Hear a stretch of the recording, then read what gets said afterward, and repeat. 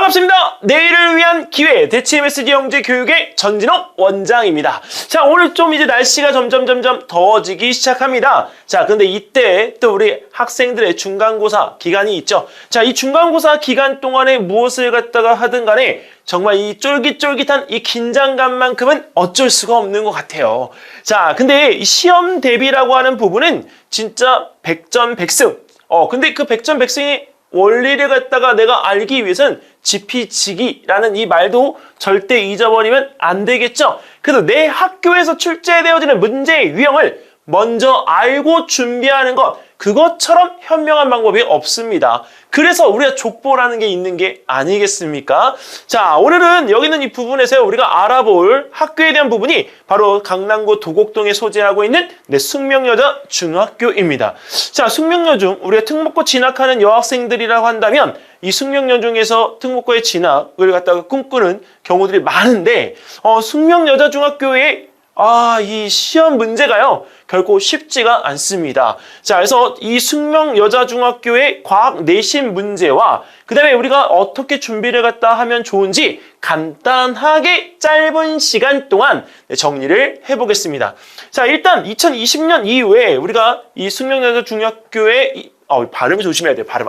정말 이게 발음이 이렇게 꼬이죠? 숙명여자중학교에 입학하는 학생들의 이 학습적인 경향이요, 일단 특목고 중심의 학생들이 많이 모이는 추세이기 때문에 뚜렷하게 선행의 추세가 지속되고 있습니다. 오히려 선행에 대한 평균치의 정도가 높아졌다라고 해야 될까요?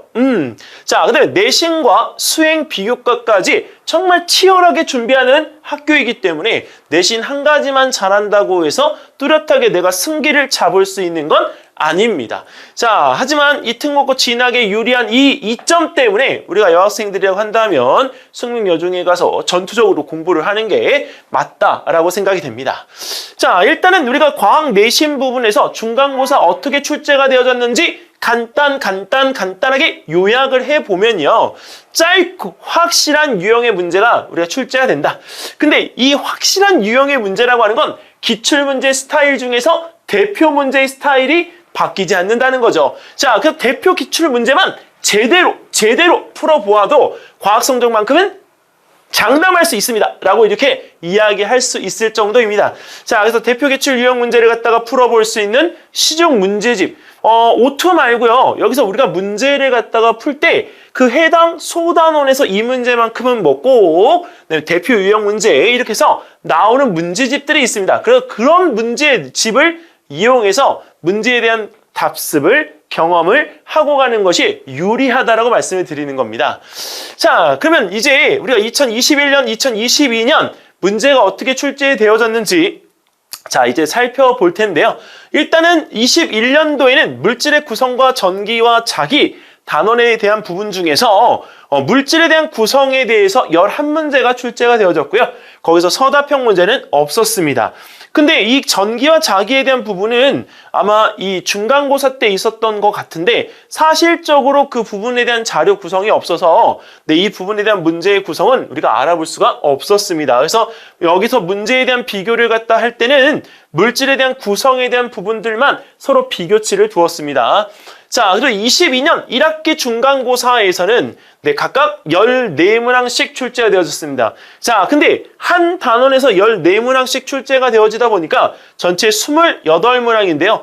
단원에 따라서 어느 한쪽으로 치중된 것이 아니라 딱딱 14문제씩 출제가 되어진 점, 그래서 비율은 1대1이라는 점이 여기서 관건이 되겠죠. 어느 한쪽으로 치우쳐져서 이 단원에 대한 공부만 하겠다라고 하는 건 반대입니다. 자, 근데 이 단원에 대한 부분 중에 문제 출제되어진 것 중 물질의 구성 화학 부분은요, 선생님 개인적 주관적인 평가로 우리가 이야기할 때 좀 난이도가 낮은 문제들 위주로 나왔다는 것. 근데 이 부분에 대한 건 왜 그러냐면 이 화학이라는 부분에 대한 것들이 출제가 되어질 때요, 조금 난이도를 높이기가 애매해요. 왜? 물질에 대한 구성에 대해서 우리가 난이도를 높이면 화학식을 작성하는 부분에 대한 문제들류가 나올 수가 있기 때문에 문제가 갑자기 점프 해버립니다. 그래서 선행 부분에 대한 것들을 하지 않았으면 우리가 문제를 풀 수가 없기 때문에 오히려 그 문제에 대한 난이도가 높이지 못하는 상황이 만들어진 건 아닌가.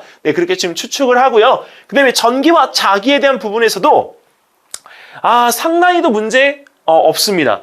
중간 난이도와 하 난이도 문제에 대한 두 부류로만 구성이 되어져 있습니다. 자, 일단은 문제에 대한 스타일을 갖다가 보면 원소에 대한 설명을 갖다가 우리가 옳은 것만 우리가 보기에서 우리가 골라라 이렇게 나와 있는데 그 보기에 대한 부분에서 물질을 이루는 기본 성분, 물은 물질을 이루는 원소이다 이런 형태의 보기들이 나오잖아요. 그리고 원소에 대한 부분에 대한 설명에 오지선다형 문제가 이렇게 나왔었습니다. 그러니까 문제의 유사도는 매우 높은데 그 문제를 바라보는 약간 유형만 다릅니다. 우리 학생들이 문제에 대한 부분을 이렇게 박스, 보기 형태의 문제로 내놓잖아요. 근데 오지선다형 문제를 이걸 바꿔서 내놓으면 서로 다른 문제로 인식하기 때문에 경험치가 다르다고 판단돼서 오히려 더 어렵게 느끼는 경우가 있어요. 근데 기본적으로 원소에 대한 개념만 우리가 잘 가지고 있다면 절대 보기에서 우리가 이것은 피해갈 수가 없잖아요. 자, 그래서 여기 있는 이 부분에서 우리가 대비를 할 때 기본적인 부분에서 그냥 틀린 것 맞는 거 이렇게 고르지 마시고요. 문제에서 주어진 보기에 대한 이 부분을 이렇게 체크해 가면서 하나하나 비교를 갖다가 해보면 OX라고 하는 이 형태로 정리를 해보는 걸 추천드립니다. 자, 그 다음에 여기에 보시면 어떤 원소의 성질에 관계되어진 이용에 대해서 나오고 있는데요. 지금 여기서도 보시는 것처럼 생물의 호흡에 이용된다, 물질의 연소에 이용된다. 아니, 근데 호흡에 이용된다라고 하는 것만 딱 봐도 산소라고 하는 걸 우리가 알 수가 있잖아요. 이게 문제가 쉽고 아름답게 나온다니까요. 설마 이 문제를 갖다가 틀리겠어요? 근데도 틀리는 학생이 있다는 점. 자, 그 다음에 이번엔 세 번째 문제입니다. 원소의 성질에 관계되어진 문제 아까 봤잖아요. 그 문제에 대한 부분에서 우리가 또 이렇게 중심 핵에 가장 많이 존재하는 원소. 자, 철과 니켈인데 그 부분에서 우리가 여기 기계 건축 재료로 이용된다 하는 부분에서 철을 우리가 여기서 선택할 수 있었던 점. 간단한 문제이죠. 별로 어렵지 않습니다. 그 대신 이 시험의 배점이 낮죠. 네. 자, 그리고 여기서 이 배점을 4점에 우리가 해당되는 문제로 나왔는데 불꽃 반응에 관계되어진 문제가 나왔습니다. 근데 그 원소가 가지는 불꽃 반응에 대한 색깔들은 특정 원소가 포함되어져 있을 경우 바로 그렇죠. 색깔이 똑같이 나온다는 것만 알고 있으면 문제가 쉽게 풀 수가 있습니다. 자, 원소에 관계되어진 문제 별로 어렵지 않게 출제가 되어졌습니다. 그리고 불꽃 반응에 관계되어진 문제 중에서 선 스펙트럼을 갖다가 보고 거기에 들어있는 물질들이 어떤 것들인지 우리가 확인하는 문제, 비교 문제가 나왔었고요.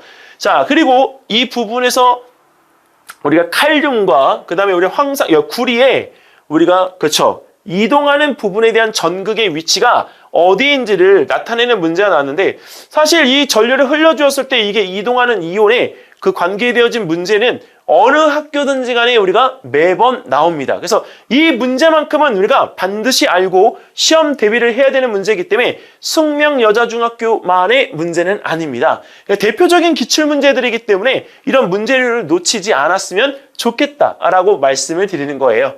자, 그래서 숙명여자중학교에 이제 내신 대비 전략 이렇게 하면 좋겠다라고 우리가 간단하게 우리가 정리를 해보면 말이죠. 학교 전년도 기출문제 범위 우리가 달라서 다른 학교에 대한 부분의 문제가 좀 참고를 갖다 해야 된다. 근데 이 얘기는 무슨 얘기냐면 올해 1단원, 2단원 아름답게 나오면 좋겠지만은 그 전해에 우리가 물질의 구성 단원에 대한 부분만 시험 단원으로 책정이 돼서 공부를 갖다 했었기 때문에 시험을 봤었기 때문에 올해 같은 경우에도 1단원과 2단원이 아니라 1단원과 4단원 또는 1단원과 3단원 이렇게 우리가 문제의 출제 범위가 될 수가 있습니다. 그래서 지금 현재 학교에서 공부하고 있는 단원에 대한 부분을 명확히 확인하시고 그 부분에 대한 문제를 다른 학교들 문제로 깔끔하게 풀어보시면 좋을 것 같아요. 선생님 개인적으로는 숙명여자중학교는 역삼중학교 문제나 단대부중 문제를 갖다가 풀어보면 난이도 조절도 되면서 나의 실력을 확실하게 점검할 수 있다라고 판단됩니다. 자, 여기는 중동중하고 휘문중학교인데 이건 남자 중학교잖아요. 근데 그 부분에서 역삼중하고 단대부중하고는 좀 다른 게 뭐냐면 문제의 난이도가 좀 낮습니다. 그러니까 중동중학교, 휘문중학교의 문제를 내가 만약에 쉽게 풀었다면 난이도를 높이기 위해서 역삼중과 단대부중의 깔끔한 문제들을 이렇게 한번 풀어봤으면 좋겠다는 의미로 설명을 드린 겁니다. 자, 그 다음에 문제 난이도가 단원마다 구별되어집니다. 그래서 우리가 1단원은 화학 부분이어서 아까도 얘기했죠. 많이 쉽고, 그 다음에 2단원의 물리 부분은 전기와 자기여서 문제가 어렵게 출제가 되어질 수도 있음에도 불구하고 네, 쉽게 출제가 되어졌다. 그래서 상 난이도 문제는 별로 없고 중간 난이도 문제에 조금 나온 형태의 문제들로 구성이 되어졌더라. 자, 하지만 올해 23년 1학기 중간고사 문제는 왠지 난이도가 조금 조절되어진 형태로 출제가 되어지지 않을까. 그리고 이 숙명여자 중학교는요, 어느 순간부터 지극히 이과적인 성향의 학생들이 많이 모여들었기 때문에 문제에 대한 난이도 조절이 만약에 안 됐을 경우에, 조절에 실패했을 경우에 극과 극으로 많이 격차가 벌어질 수가 있는 단점이 있습니다. 그래서 과학 공부만큼은 충분히 꼭 하시고 가셨으면 좋겠습니다. 자, 내일을 위한 도전 2023년 대치 MSG 영재 교육의 학교 내신 대비 전략 설명이었고요. 만약에 이 내용 말고도 추가적으로 상담을 원하시거나 궁금한 점이 있으시다면 553-2584로 연락을 주시면 감사하겠습니다. 자, 다음 영상에서 또 뵙기로 하고요. 오늘 여기서 이만 인사드릴게요. 안녕히 계세요.